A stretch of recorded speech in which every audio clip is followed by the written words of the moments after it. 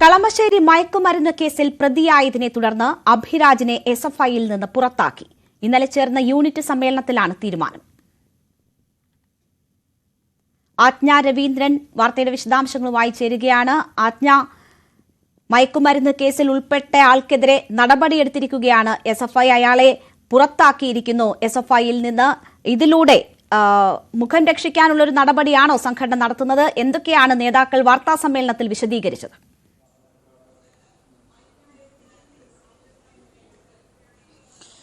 രേണുക, അല്പം മുമ്പ് എസ്എഫ്ഐ സംസ്ഥാന സെക്രട്ടറി പി.എസ്. സഞ്ജീവ് നടത്തിയ വാർത്താ സമ്മേളനത്തിലൂടെയാണ് ഈ കളമശ്ശേരി ലഹരി കേസിൽ പിടിയിലായിട്ടുള്ള അഭിരാജിനെ പുറത്താക്കി എന്നുള്ള വിവരം പങ്കുവെക്കുന്നത്.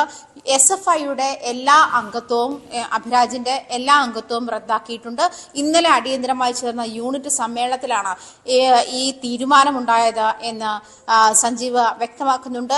അതേസമയം മാധ്യമങ്ങൾക്കെതിരെ കടുത്ത വിമർശനമാണ് എസ്എഫ്ഐ നേതാക്കൾ വിളിച്ചു ചേർത്ത വാർത്താ സമ്മേളനത്തിലൂടെ ഉന്നയിച്ചത്. അതായത് എസ്എഫ്ഐയെ ബോധപൂർവ്വം മാധ്യമങ്ങൾ കരിവാരി തേക്കാൻ ശ്രമിക്കുന്നു എന്നുള്ളതായിരുന്നു എസ്എഫ്ഐക്കാരുടെ പ്രധാന ആരോപണം. അങ്ങനെയായിരുന്നു. ഇന്നലെ പിടിയിലായ ആഷിക്കും ഷാലിക്കും KSU പ്രവർത്തകരാണ്. ഷാലിക്ക് KSUവിന്റെ യൂണിറ്റ് സെക്രട്ടറിയാണ്.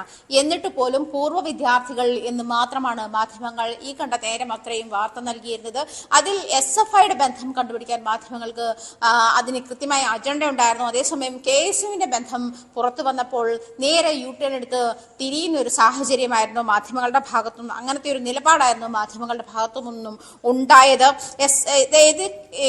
അതുപോലെ തൃശൂർ ജില്ലാ KSU തൃശൂർ ജില്ലാ സെക്രട്ടറി മരട് അനീഷുമായി നിൽക്കുന്ന ചിത്രങ്ങൾ പുറത്തു വന്ന ശേഷവും എന്താണ് KSUവിന്റെ ഇത്തരം മരട് അനീഷ് പോലെയുള്ള ആളുകളുമായുള്ള ബന്ധം എന്താണ് എന്ന് വ്യക്തമാക്കുന്ന തരത്തിലുള്ള ഒരു ചോദ്യവും